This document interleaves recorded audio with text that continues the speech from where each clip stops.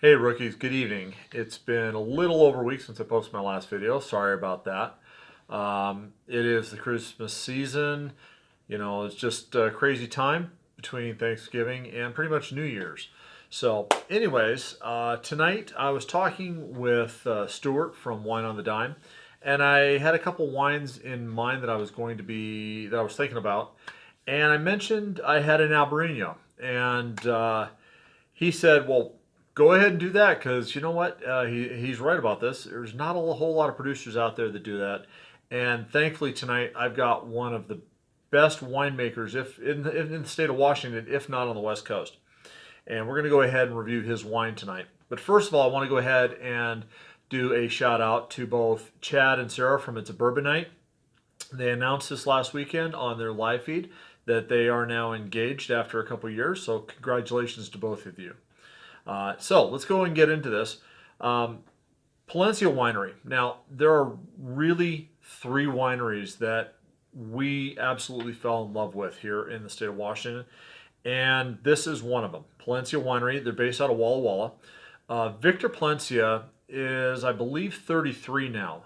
And 2 years ago, in 2016, Wine Enthusiast, he was labeled as one of the most influential winemakers under the age of 40. That is saying a lot. This is a young man that's been in the vineyards with his father since the age of 13. He learned viticulture. The traditional way was he actually worked the fields.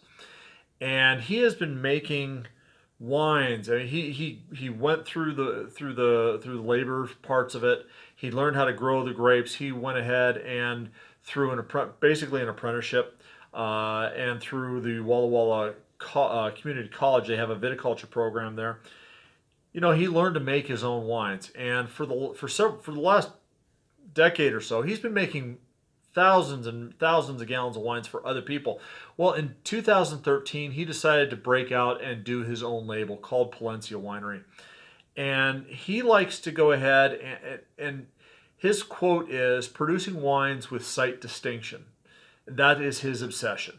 Okay. And in this Albarino, he has done it. Now, why has he chosen Albarino? Now, for those that know me, I'm kind of picky on my whites. I really tend to veer towards the Butterbomb Chardonnays or the Semillons, which tend to be a little bit more crisp. The unoaked Chardonnays, I'm not really a big fan of. Sauvignon Blancs and Pinot Grigios, they're okay, but they're really hit and miss. And the really sweet whites, the Gewürztraminers and the Viogniers, I have to really enjoy them and taste them to experience them. It's just not my thing. But here he found a vineyard out in Eastern Washington that is producing the Albarino. Now, a lot of you may not have heard the Albarino before. 90% of the world's production in the world of the Albarino is in Spain and Portugal. 65% in Spain, I believe 25% is in Portugal, with the remaining 10% worldwide, Australia, New Zealand, California, and obviously Washington State. And what you're going to find with the Albarino, it is a very high acid wine. And it's a great crisp wine that you're going to go ahead, and this is a perfect pairing for a spicy meal. Something like a Moroccan, a Thai meal, or a Indian meal. So let's go ahead and give this a pour here. Now this particular vintage, this is the 2016 Albarino, and he got this from the Ancient Lakes area from the Columbia Valley AVA, which just so happens has a very similar terroir to a lot of Spain where this grape is grown, which is why it is thriving in this particular area. Now with the Albarino, you're going to have typically lots of citrus on the nose, tree fruit, honeydew, things like that. You'll also tend to get a little bit of earthiness to it. But let's go ahead and right off the bat, this has got a lot of citrus to it. It's lemon zest, it's orange zest.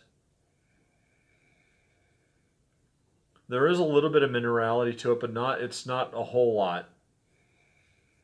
A little bit of pear as well.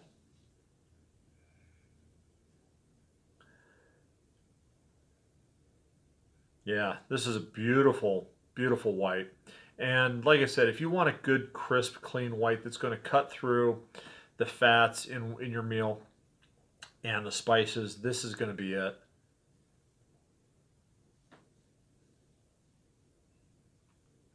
Mm. That pear really shines through, and it mixes with that, like, get a lemon flavor, but there's a sweetness there that the honeydew melon or a green type of melon like a kiwi, even a little kiwi would give to it. Now, this is a very clear wine. It has a very light yellow tint to it. Um, it's gonna present well at the table. So, anyways, this is one of those wines that you have to experience. Now, I don't know exactly, depending on the state that you're living in, whether or not you can order the wine, whether or not the state law. But if you are looking for a white wine that is going to be crisp, you want it to refresh the palate. It's going to have a high acidity, and this acidity on this really does peg it out. The alcohol though on it is only 12.5%, and so you're not going to have a whole lot of alcohol burn. It doesn't come through at all on this wine. But when it comes to rating this type of wine, like I said, I'm more of a Chardonnay butterball type of, butter bomb type of Chardonnay on this. Um, to be honest with you, this is an Albarino. You want your wine cellar. Um, I would probably rate this on a scale of 100, easily a 90 or 91. The problem is that a whole lot of people here in the state of Washington are starting to find Victor's wines. Um, it takes a lot to really impress me, and I think out of all the wines that I've ever tasted at his winery, there's maybe been one that's not really impressed me at all.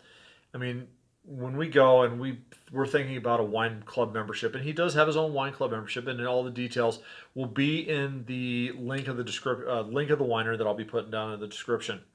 Um,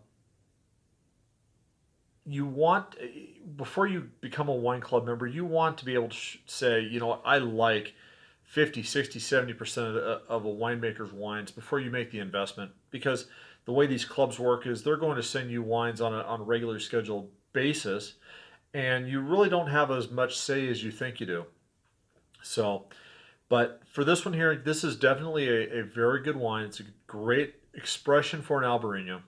Uh, I would probably, and I've had Albarino from Spain before, and it is, again, the high acidity, light-bodied wines, very expressive fruits. Um, this is one you want to try to find, and I highly recommend it. So, anyways, go ahead and if you like this video, go ahead and hit like. Go ahead and leave a comment. If you have any questions, I'll try to answer them as best I can. Um, if you think somebody else might like this video, if you want to send this video off to somebody who says, you know what, we're looking for Washington wines and this would make a great gift, go ahead and share the video as well. So anyways, a couple things I do want to leave you with. It is the Christmas season, and being the Christmas season, when it comes to wine in Christianity and Jewish culture is very prevalent. And I'm going to leave you with a quote from the Bible. Noah began as a man of the soil, and he planted a vineyard. You'll find that in Genesis 9:20. Take a look, think about it. Keep the season within your heart. Don't forget, there are others out there that need your blessings as well. So, anyways, as I like to always say, especially during the Christmas season, life is too short for either bad wine or bad whiskey. Cheers.